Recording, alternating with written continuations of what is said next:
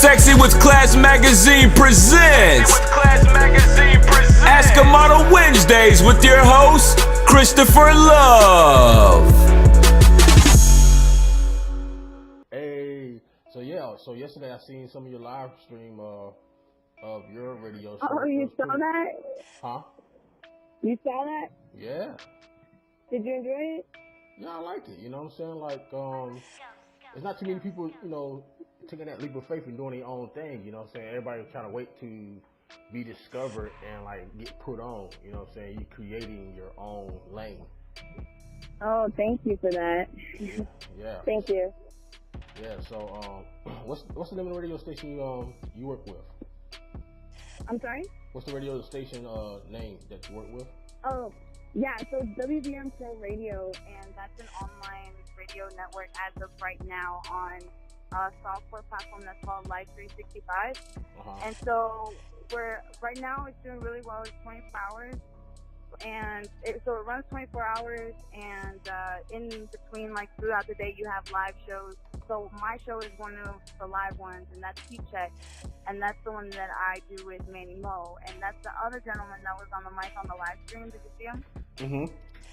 He was the taller Spanish guy. He's really goofy, and so with that, I have that through WBM Pro Radio every Thursday at 7.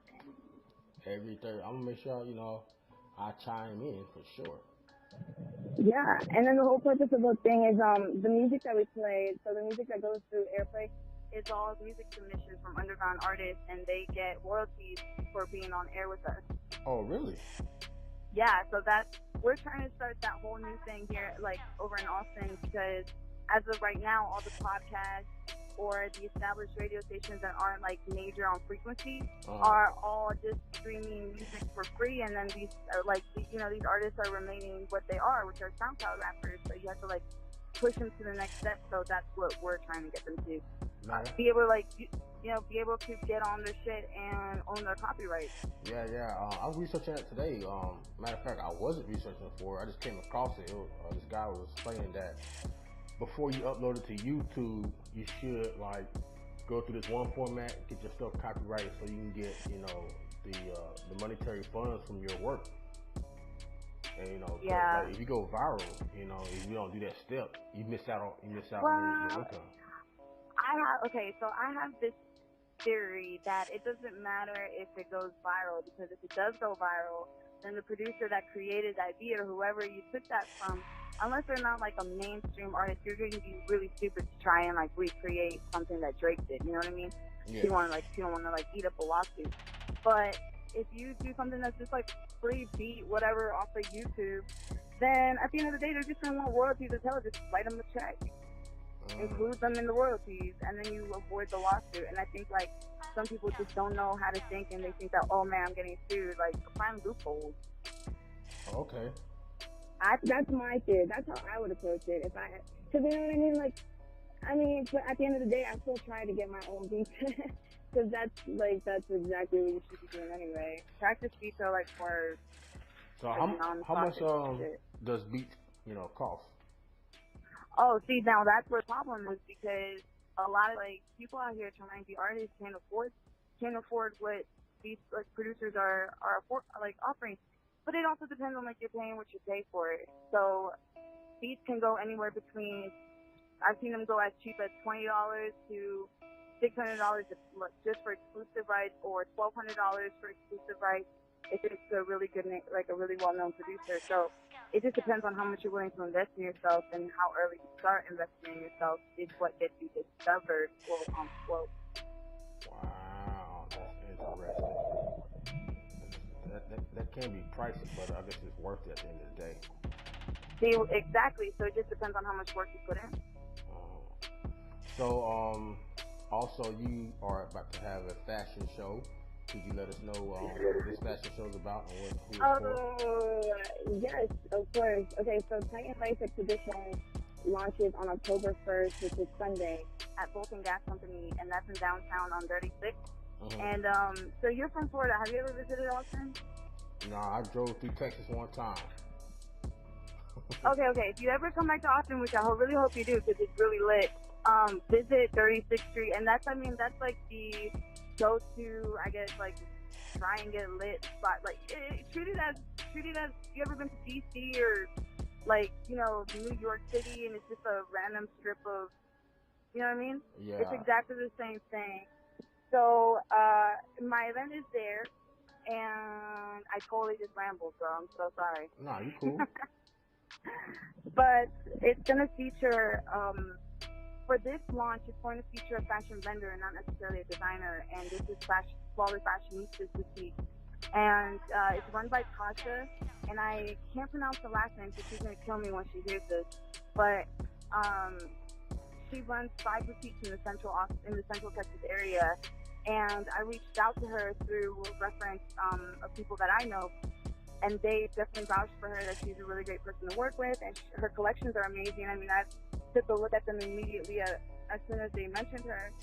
And so she's going to be coming down to showcase her collections on the stage, as well as sell some merchandise. So it's going to be like a pop-up and a showcase at the same time. Cool. And then on top of... I was going to ask, like, are you going to be going like Facebook Live with this event? Hopefully, yes. Listen, specifically for you, I'll go Facebook Live. I wasn't planning on it because I was just going to film, and I was, but because I know that there's people on the East Coast that do want to see it or like be there in the moment, then I'll ask to have it stream live.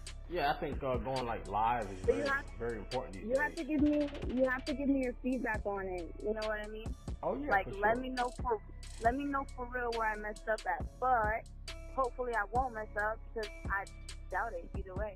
I've worked too hard. This is what I think, like when you're hosting a venue, you just want to make sure, like, people are okay, make sure they're enjoying themselves, that they understand what the event is about, you know what I'm saying? Like, right? Well, this is actually perfect, yeah, because exactly because I wanted to do that, I started the Titan Vick ENT committee. And so that committee consists of my visual director, my music stage director, my fashion stage director, and my advisor. And so those are the people that have been helping me run this whole entire thing, and I have to give them like a huge thanks to them. I don't want to call them out by name because some of us, most of them want to be like VHS and behind the scenes and all that. Mm-hmm. But I'll have them on a special event really, really soon, and they don't know this yet. And hopefully they don't hear this before the show. But I plan on making like a tribute to them during the show, like with the visuals. Yo, hopefully. I'm looking at some pictures of Vulcan Gas. I guess that's where you're gonna have your venue at. It's nice. It looks nice inside. Oh yeah, I took a video for it. I went live when they had a concert like 2 weeks ago, and I toured the venue for everybody when it was still empty. So I'll tag you in that so you can actually see the full capacity of this venue. It's really, really nice. Yeah, it seems like it's built around like the DJ. Is he like the main focus of when they have events? And then behind the DJ is a projector screen, so that's what I plan to highlight on the show is the projector screen for the visuals. Word. And have that's what I mean with the tribute. So I'm really, really excited for that. Cool stuff, man. I'm proud of you. Thank you. A lot of people say I just do promoting, but it's more than that. It seems like you do a lot. You're on your way to being a boss. No, yeah, and actually now I can tell you about it because I already announced it. But Titan Vick is going to premiere on YouTube on September 27th, which is next Wednesday, and so that's going to be based off of all the planning that's been going on for the show, and me trying to find recruits and find the models that I've been looking for specifically for the vendor. See, that's another thing. I don't want to deal with the middleman, so I'm not going through an agency. I'd rather just have the models on hand and have them remain freelance, and so that way they can still do their thing, and so they're still getting paid by me, so that they don't have to have like a contract deal to have a distribution deal. You know what I mean? Yeah. Like they're already on my show. Very, very. They're getting exactly. So it's a whole lot that I've been like trying to put together, and I'm so ready. Yo, I noticed that you since you took your photos, you've been having some haters on your following you. I'm sorry, what was that? I noticed ever since you took your new set of photos with my homie, you've been having some haters following you. Oh, with Pure King. Mm-hmm. Oh, wow. Yes, actually, that's been the talk of a lot this past week, and I'm so glad that it happened. I'm really glad it happened. I'm really glad the entire thing happened. And why is that? Because I'm gonna talk to an audience here. I'm not gonna be talking to you, bro, because you just personally wouldn't understand. I'm sorry, because you ain't a female. But, like, women in the industry, they're targeted so much that you don't know who to trust. You don't know, like, how to carry yourself. You need to be a certain way, or you need to act a certain way, or you can't be opinionated as you want to be. And so in a way, that is why the music industry is sometimes seen in a dark light, because in the entity owns you, like, psychologically. And so to break through from that psychological barrier, long and behold, I had no idea I was going to do that. I just came on as Cheer's assistant, and that's what I was waiting for with the stylist. We went and we tried to pick up the model, and she wasn't ready. And you know what I mean? Mm-hmm. Don't waste our time either way. So I'm not one to let an opportunity go, especially if I see a positive outlook on it. So I offered to be in place with the model, and then of course I was emphasized that the model was going to be or whatever. So we went shopping. That was really, really fun, and that's where the initial postings went up. And so when that went up, that sort of just like hit pause on a time, like on my time, because I could either do one of two things. I could either try and save my ass and fight it and debate it and do all this other crap, or I could own my shit, because that's exactly what I was doing from the get-go, was own my shit. And so I reposted it. And so once that started going, like, once that blew up, okay, then the actual photos came out, and that was like an even bigger like deal, because now everybody has so much more appreciation for the photos and because of the reason behind it, and not so much because, you know, what I was doing or what I was wearing or whatever have you. And it is, and this is why I love the internet, yo. Yeah. I was doing my radio show. I was in the middle of airing my own radio show, which has nothing to do with this dumb bitch.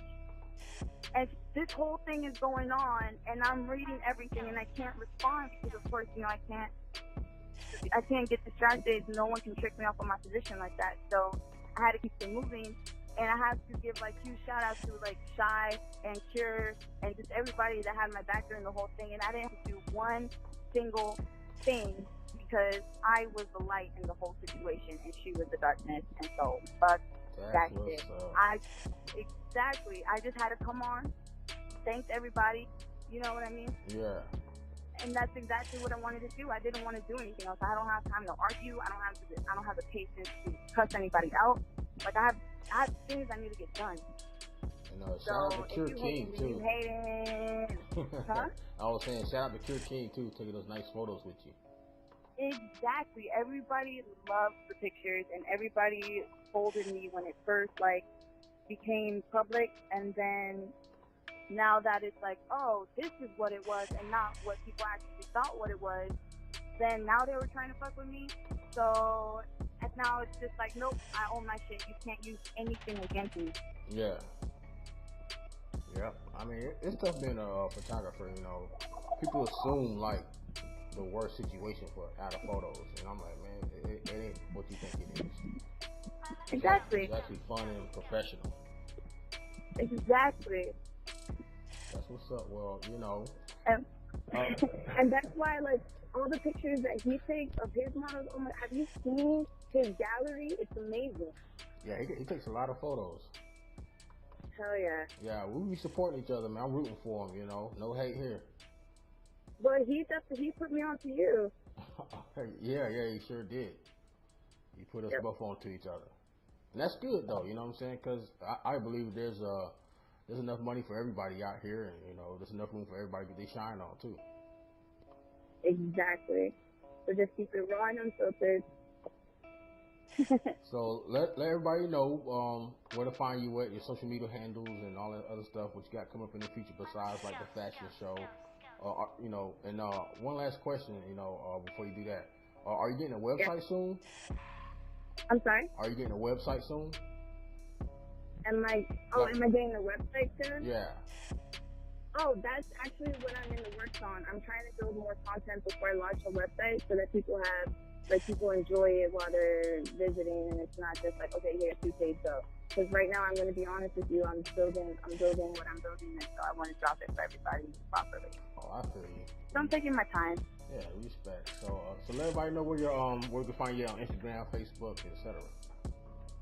Well, if you just hashtag Vick the Titan, and I pretty much come up on anything, so Facebook, Instagram. I'm not so much on Twitter, but I'll come up. Mostly my co-hosts, if they want to get in touch with the studio and everyone who works in Austin, they're on Twitter a lot. So our studio network is WBM Pro Radio. And yeah, pretty much it. I mean, I'm on YouTube too, Vick the Titan. But that's YouTube is where I'm going to launch Titan Vick, so I'm going to be promoting it a lot heavier soon. That's what's up. So I appreciate you talking with me, and I look forward to do this more often too, you know. I look forward to meeting you someday. You sound really, really lit, and I'm so thankful for this interview. Thank you so much. But I do want to ask you something. What's up? How is your coast, your side of Florida after the hurricane? Are y'all like good? What's going on? South Florida is very well. Everything is up and running. Everybody's power is back on. Internet is good. We just had like couple of trees here and there, a couple of limbs, nothing crazy, man. We was very fortunate that it didn't cause that much damage. Yeah, I definitely want to say that Florida is definitely in my present in my heart, and so is Houston, especially that was one of the first ones to get hit really badly. And then I have a lot of friends in Puerto Rico and Mexico that I definitely want to say if you guys could reach out to your families, because a lot of my friends have lost contact with their families, and I know how scary it is, how scary it is to people. So everybody should, be safe out there. Oh man, I appreciate that. Yeah, man, same here, man. Big prayers for all these devastations around the world. Yeah. But all right, man, I'll talk to you soon. Hopefully we can meet soon when you're ever in Austin or if I ever go to Florida. But I definitely see it in the near future, bro. All right, then. Cool. Nice talking to you. Thanks. Nice chat to you. All right, peace. Bye.